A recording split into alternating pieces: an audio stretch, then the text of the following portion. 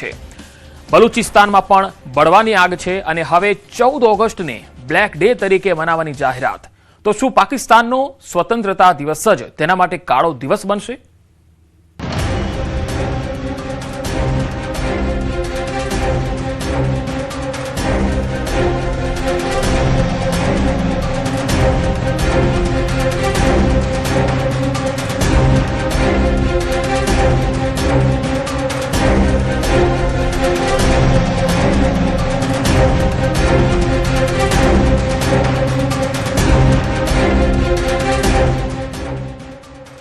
પાકિસ્તાનમાં બળવાની આગ ભભૂકી રહી છે।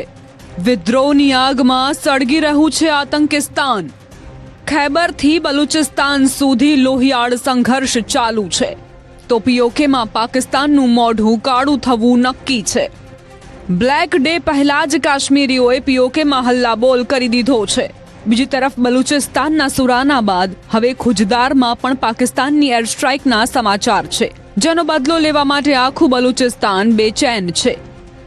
આ દરમિયાન બલુચિસ્તાનની એક મોટી પાઇપલાઇનમાં વિસ્ફોટ થયો છે। આતંકીઓ માટે સુરક્ષિત ઠેકાણું માનવામાં આવતું પાકિસ્તાન આજકાલ પોતાની જ લગાવેલી આગમાં સળગતું જઈ રહ્યું છે।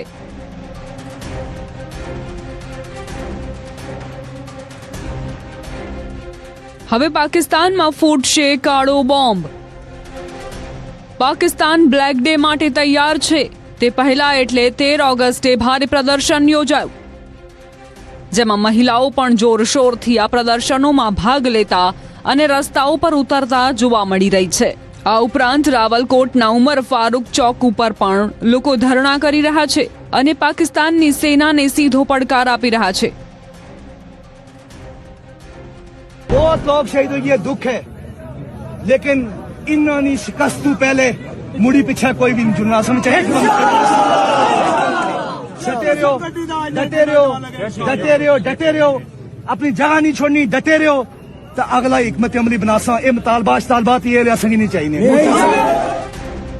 બ્લેક ડેની પહેલા જ પીઓકેનું રાવલકોટ ફરી એકવાર પ્રદર્શનોનું એપી સેન્ટર બની ચૂક્યું છે। એક્શન કમિટીના સમર્થનમાં એકવાર ફરીથી જબરદસ્ત પ્રદર્શન યોજાયું અને સુરક્ષા દળોની હિંસાની વિરુદ્ધમાં બુલંદ અવાજ ઉઠાવવામાં આવ્યો।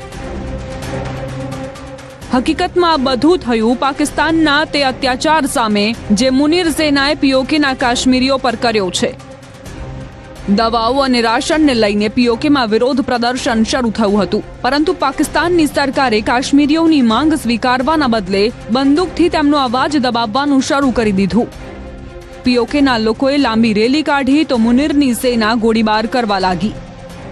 અહીં સુધી કે ઇન્ટરનેટ પણ બંધ કરી દેવામાં આવ્યું અને બંદૂકની નળીથી વિરોધને દબાવવાનો પ્રયાસ થવા લાગ્યો। જેએસી એટલે કે જોઈન્ટ અવામી એક્શન કમિટીનો દાવો છે કે પાકિસ્તાની સેનાના અત્યાચારથી અત્યાર સુધી 100થી વધુ લોકોના મોત થઈ ચૂક્યા છે। 8 જૂન 2026ના રોજ 11 લોકોના મૃત્યુ થયા। 9 જૂન 2026ના રોજ 30 લોકોના જીવ ગયા। 11 જૂન 2026ના રોજ 20 લોકોના મૃત્યુ થયા। 27 જુલાઈએ ચૂંટણી પછી ફાટી નીકળેલી હિંસામાં 14 લોકોના મૃત્યુ થયા, જ્યારે 28 જુલાઈના રોજ 26 લોકોના જીવ ગયા। પાકિસ્તાની સેના અને રેન્જર્સના આટલા અત્યાચાર પછી પણ પીઓકેના લોકો ઝૂકવા માટે તૈયાર નથી। સવાલ એ છે કે શું પાકિસ્તાનના ગેરકાયદેસર કબજાવાળા કાશ્મીરમાં સ્થિતિ હવે પાકિસ્તાનના નિયંત્રણની બહાર થઈ ગઈ છે? કારણ કે પીઓકેના પ્રદર્શનકારીઓએ પાકિસ્તાનના સ્વતંત્રતા દિવસ એટલે કે 14 ઓગસ્ટને બ્લેક ડે તરીકે મનાવવાની જાહેરાત કરી દીધી છે। પીઓકેમાં 14 ઓગસ્ટે બ્લેક ડેની ઉજવણી, પાકિસ્તાની સ્વતંત્રતા દિવસના અવસરે બ્લેક ડે।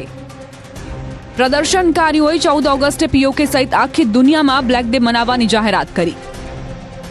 અને એટલું જ નહીં, પ્રદર્શનકારીઓએ દુનિયાભરના કાશ્મીરીઓ અને પાકિસ્તાની સુરક્ષા દળોના અત્યાચાર સામે પ્રદર્શન કરવાની પણ અપીલ કરી છે।